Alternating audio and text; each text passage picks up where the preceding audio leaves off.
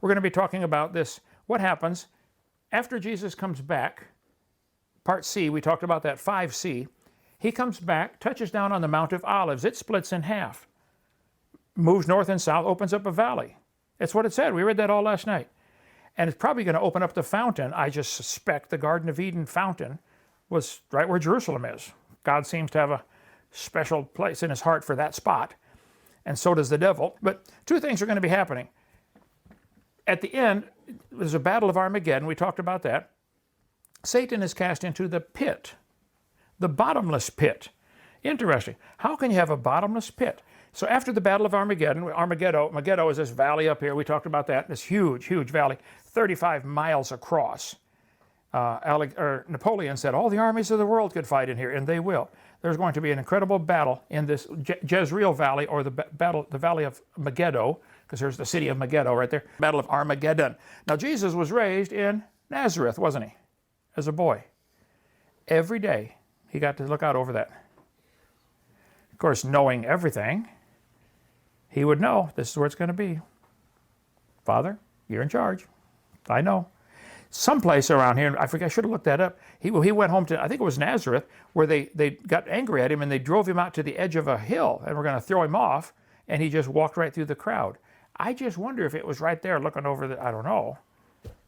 That would preach really good. A lot of stuff preaches good that may or may not be true. So in Revelation 20, I saw an angel come down from heaven having the key of the bottomless pit. How can you have a bottomless pit? Well, it's really not complicated at all. I'll show you. And a great chain in his hand, and he laid hold on the dragon, that old serpent, which is the devil and Satan, and bound him 1,000 years. Now here we learn several things out of this verse. The devil and the serpent and Satan is all the same person. Oftentimes you go through the Bible and it mentions things like Paul and Saul, same guy, different name. Peter and Cephas in the Bible, same guy. Abram and Abraham, same guy.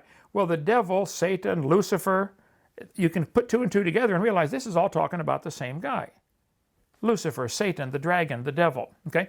But we also learn he's going to be bound and put in a bottomless pit. Now, what is that? Well, the earth is round, and as much as it frustrates me, I do talk to the flat earthers once in a while. I had one today. I think they really sincerely love the Lord, and they're trying to defend the Bible. There's no question, and I really appreciate that. But it's not true, okay? And it doesn't match the scriptures. We've been through that before. Anyway, the earth is a giant mass, 6 sextillion tons is the estimate. So just two weights have attraction toward each other. Gravitational attraction is based upon the mass of the object. And there's a law called the inverse square law. If you weighed 200 pounds on the surface of the earth, which is about 4,000 miles from the middle, if you went up 4,000 miles, it would fall off to only 1/4 of that, 50 pounds. That'd be a great weight loss program, wouldn't it? Go up to, yeah. Anyway, expensive to get there though. So what if you went down inside the earth? What if you could drill a hole in all the way through the earth? Well, as you go down into the earth, now part of the earth is attracting you back up because it's the attraction of masses, and some of the earth is above you. Yeah. If you got in the center, technically you would weigh 0 because you'd be attracted by gravity in all directions. The flat earthers say, well, you know, how does the water stay on the earth if it's round? It's not a problem at all. It's attracted toward the middle. The water in the South Pole is attracted this way. The water at the North Pole is attracted this way. It's like the mass of the earth is the attraction, like a magnet. Is it possible to have a magnet and have something attracted up to it? Well, yeah. Magnetic fields go all directions. So do gravitational fields. It's not a problem for a round ball to have gravitational pull in all directions. And so people at South Pole would be standing with their head down, looking at it from space, but they wouldn't feel like they're upside down because they're attracted that way. We're here at this latitude, what are we, about 31 degrees? Yep. Theoretically, if you could drill a shaft through the earth and drop something in, it would be attracted down, it would fall, and then slow down, and then fall back, and then turn around. It would keep falling forever, back and forth in that shaft. It would go down, the other side, it'd keep going like a yo-yo, forever. That's one way a bottomless pit could be accomplished. I'm not saying that's what's going to happen in Revelation, but I'm just saying it is a possibility. That's one simple answer. You could have a bottomless pit. They've done experiments where they put like a spider or some kind of insect in a strong magnetic field, and it floats. It's attracted all directions, and it can't get its bearings. Like, where am I? Which way's up? They can't tell. So that type of science experiments, high school level physics. Okay, and cast him into the bottomless pit, and shut him up, and set a seal upon him, that he should deceive the nations no more. Remember, Satan started his career in the Garden of Eden, deceiving Eve. In 1 John, it tells us, Adam was not deceived. Eve was deceived. If you read the creation story, what's the last thing God made? Eve. He made Adam, and then he made the Garden of Eden, and then he put Adam in the garden, and then he made a bunch more animals. The rest of the world's already full of animals, but he made some more just for Adam to name them and to realize none of these are going to work for a wife. And then he made Eve. So Eve never saw God make anything. Adam saw it. The devil couldn't come to Adam and say, hey, Adam, look at all this world I made. He'd say, what? You're nuts. God did it. I saw him. But Eve would say, oh, really? You did this? So he tricked Eve. It says Eve was deceived. 1 Timothy 1 or 2. Eve was deceived. Adam was not deceived. So he had a choice to make when he saw Eve give him that, whatever it was, banana, pear, apple. Some people think it was an apple. I don't know why they say that. One, like who's a famous, J. Vernon McGee, he said the problem in the garden was not the apple on the tree, it was the pear on the ground. That's cute. Anyway, so she was deceived. Satan started off his career deceiving humanity. And he's going to work really hard to try to deceive you. He's got a whole host of fake people working for him. Their full-time job is to try to trick you and deceive you into believing dumb stuff like you came from a rock for no reason 4.6 billion years ago. Evolution has got to be the absolute stupidest theory in the world. But they really believe it, don't they? Some really otherwise intelligent people really honestly believe that stuff. Nobody's ever seen any animal produce a different kind of animal. But yet they'll tell them, look, we got a line on paper connecting the elephant and the banana. Don't you see the line? That proves they're related. How deceived can you get? Read Romans chapter 1, ties right in here. He deceiveth the whole world. So he's going to deceive the nations no more. The interesting thing, after this 1,000 years of the devil not even being around, he's let out of the pit. We'll see that next time. And he deceives the people again, which proves two things. He hasn't learned a thing, and neither have the people. They are still easily deceived.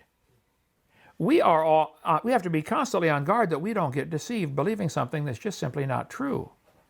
Be careful. It's easy to trick people to believe crazy things. There are so many different religions in the world. When I was 16 and got saved, I started going to the little Baptist church. My parents got kind of worried. This is a little right-wing radical. So we went to all kinds of other churches for a while. There are some really strange beliefs out there.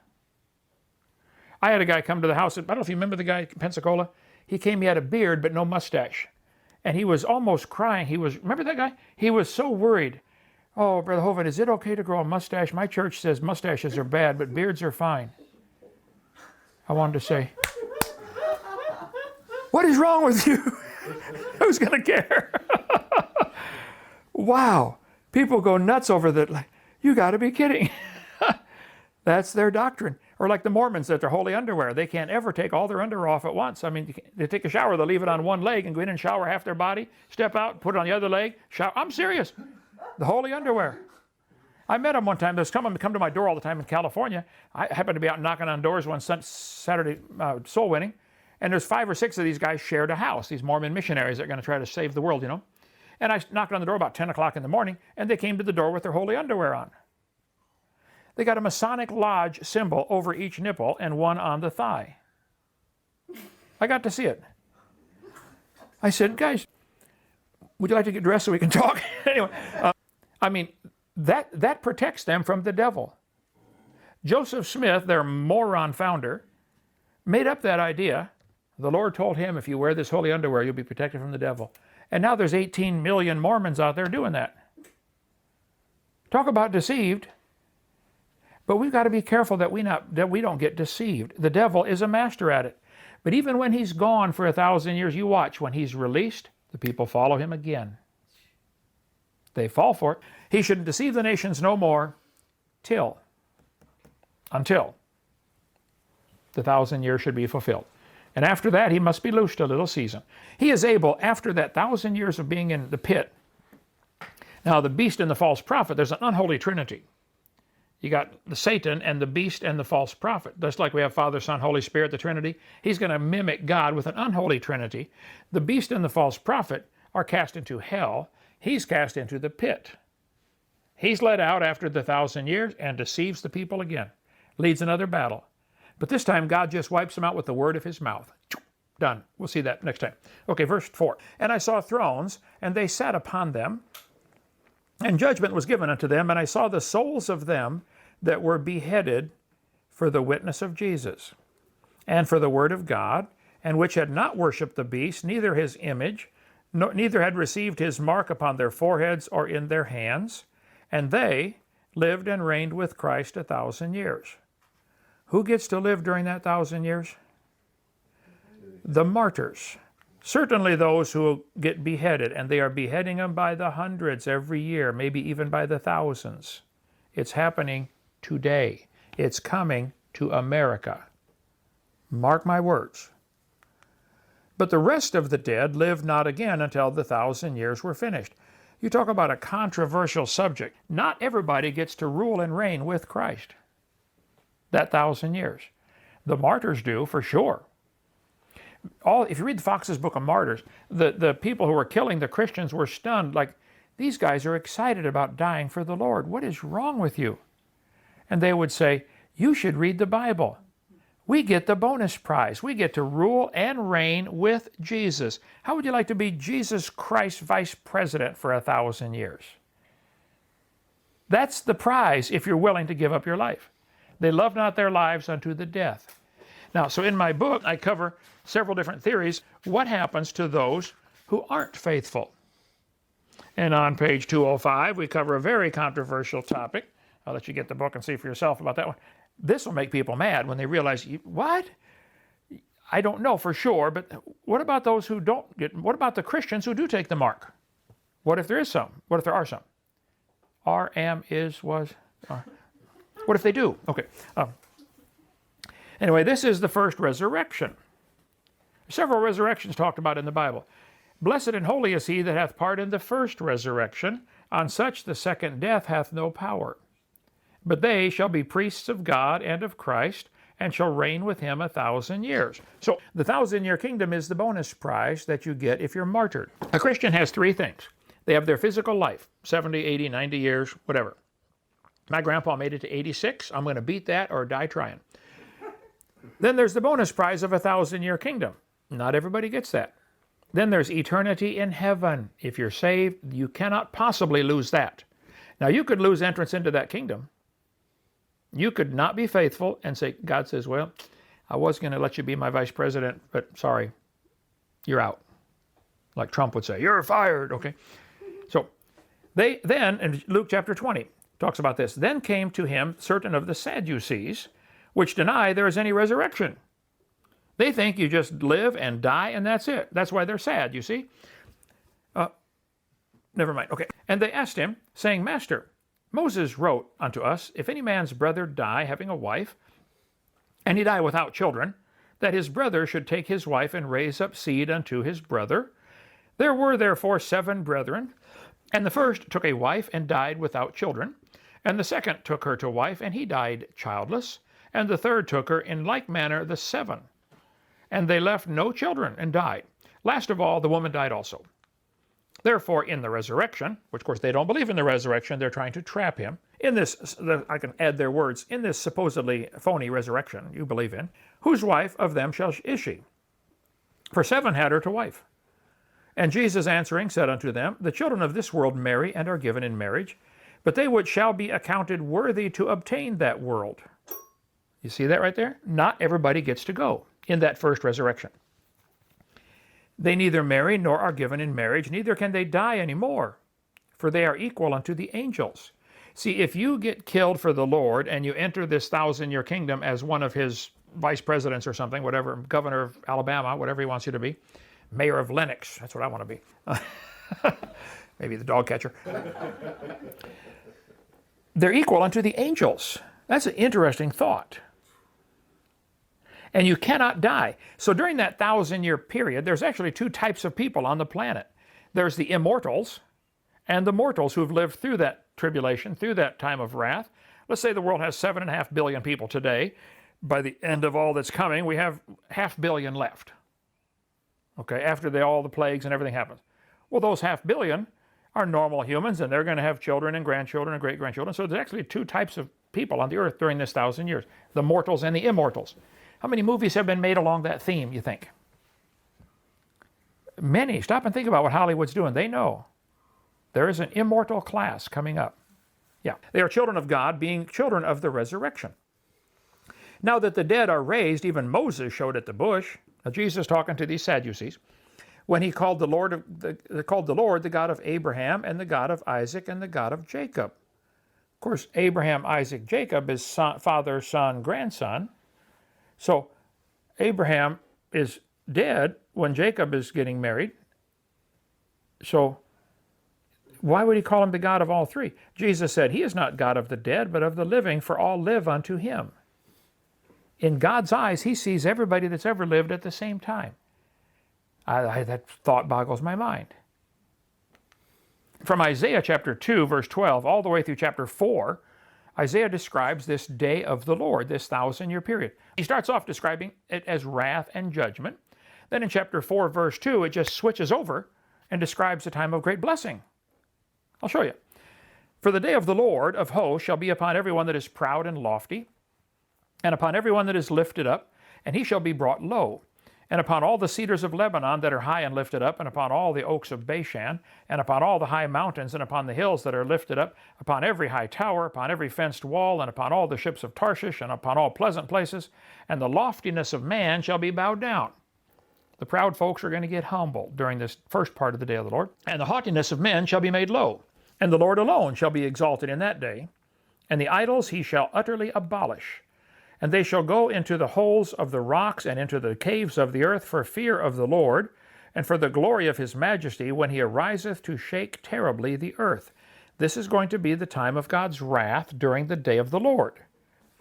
The first part of this 1,000-year kingdom is a time of almost 3 years of wrath. That's what he's talking about, and there's hundreds of verses about that, including what we're reading.